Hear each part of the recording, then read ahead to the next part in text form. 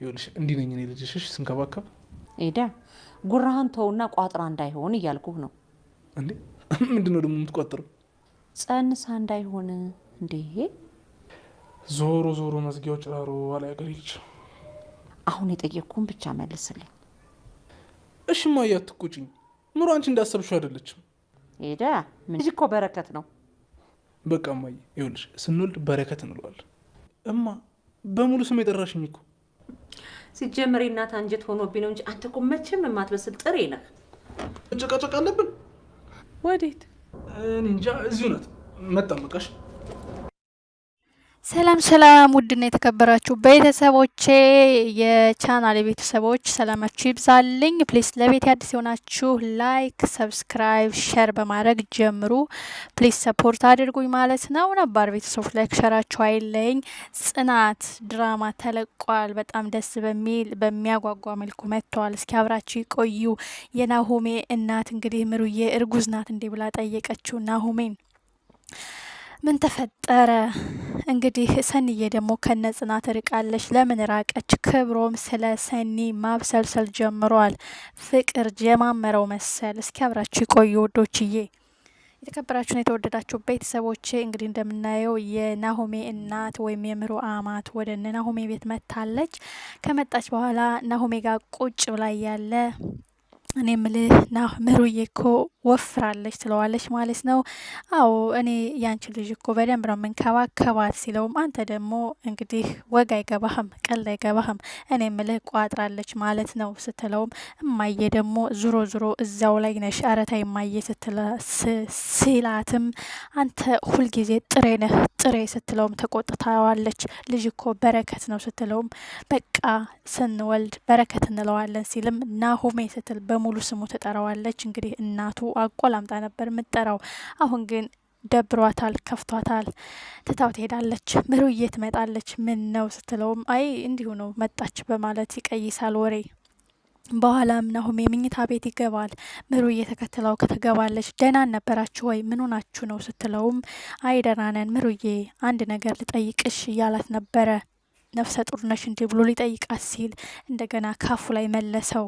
ምክንያቱም ይከፋታል፣ ይደብራታል በማለት እንግዲህ በዚህ ሁኔታ እያሉ በቃ ገበያ እንሂድ እያሉ እያወሩ እየተጫወቱ እያለ ናሆሜ ስልክ ይደወልለትና ትቷት ይሄዳል እናቱ ጋርና ምሩዬን ከእናቱ ጋር እናንተ አማትና ምራት አንድ ላይ ካላችሁ እዚህ ቤት አልመጣም፣ ፍቅራችሁ በጣም ያስቀናል፣ እኔን እኮ ትረሽኛለች እያላት ነበረ።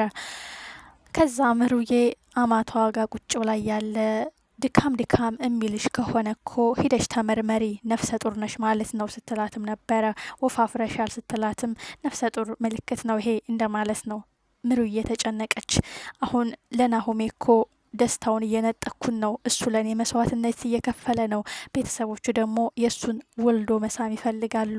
አሁን አልደብቅም ፊት ለፊት መጋፈጥ አለብኝ ብላ ልትነግራት ማሚዬ እኔ እኮ እርግዝና ማርገዝ አልችልም ብላ ልነግራት ስትል ናሆሜ ይደርሳል። በዛው ይቀየሳል ወሬው። እንግዲህ በዚህ ሁኔታ እያለ ሰኒ እንግዲህ እነ ኪራ ቤት አልሄደችም። ክብሮም እኔ ምልህ ኪራ ሰኒ ግን ምን ሆና ነው የጠፋችው?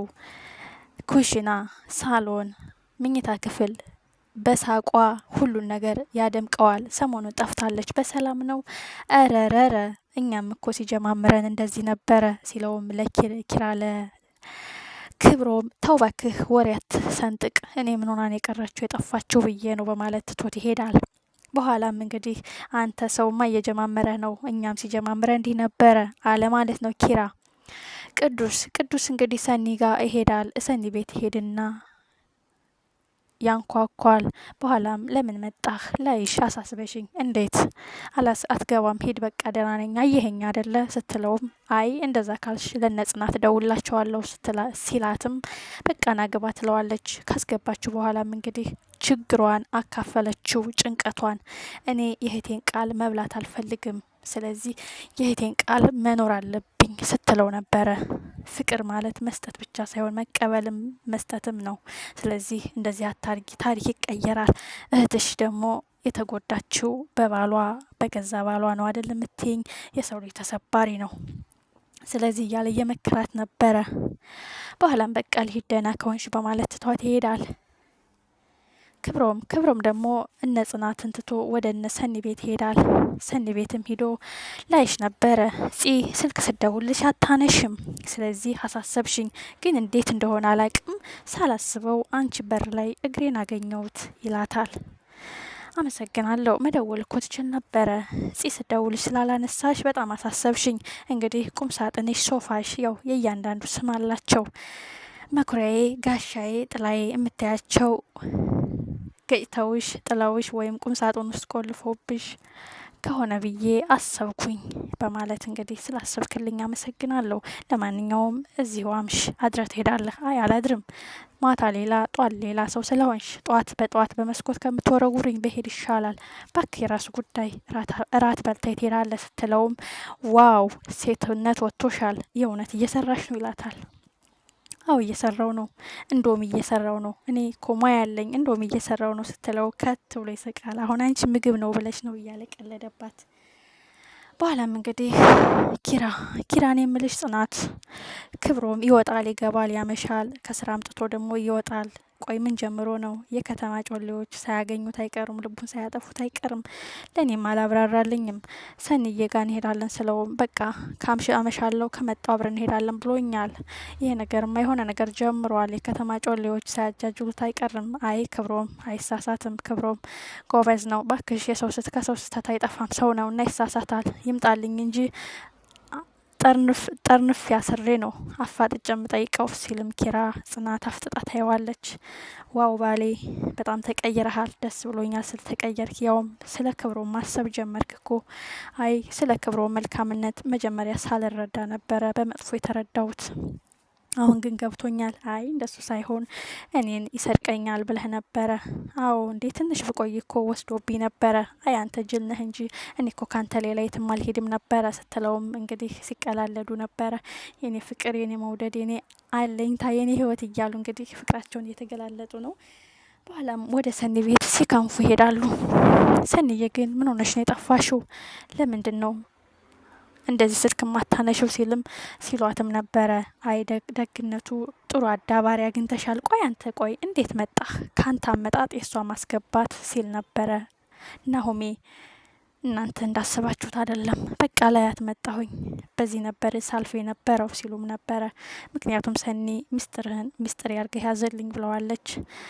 ትልቅ እየሮቶ ውስጥ ነው የቀበርሽው ውሃውን፣ ስለዚህ ሚስጥርሽ ሚስጥሬ ነው ብሏታል። እነ ጽናት እንድትርቅ ያረጋትን ነገር እነሱ ግን እንደ ቀልድ እየተጫወቱ ነበረ። ቅዱስ በትልቁ ይተነፍሳል። ናሆሜ ይላል አዎ በደንብ ተንፍስ፣ ምክንያቱም ብዙ የምትመልስልን ምንጠይቅ ጥያቄ አለ እያለው ነበረ። እናንተ እንዳሰባችሁት አይደለም ግን ደህና ናችሁ ሲልም እንግዲህ ሁሉም በተፋጠው እያለ ቆይ ግን ዝግ ስብሰባ አለ እንዴ ስትል ሰኒ ትጠይቃለች። ቅዱስም ገርሞት ግን ደህና ናችሁ ሲል መልስ ይጠይቅላቸዋል። በኋላም ከት ብለው ይስቃሉ። በኋላም በቃ እኔም በቃ ምግብ ላብስል በማለት ትታቸው ወደ ኩሽና ስትገባ ተከትላት ትሄዳለች። ምሩዬም ተከትላቸው ትሄዳለች። እንግዲህ ምሩዬም ለጽናት ነግራታለች። አማቷ መታ ነፍሰ ጡር ነሽ እንዴ ብላ እኮ ጠየቀችኝ። ጎዶሎነት የተሰማኝ ባዶነት ተሰማኝ። ናሆሜ ግን ለእኔ ብዙ መስዋዕትነት እየከፈለ ነው፣ እሱን ግን አጎደልኩት እያለች ነው። ቀጣይ ክፍልስ ምን ይሆን? በጉጉት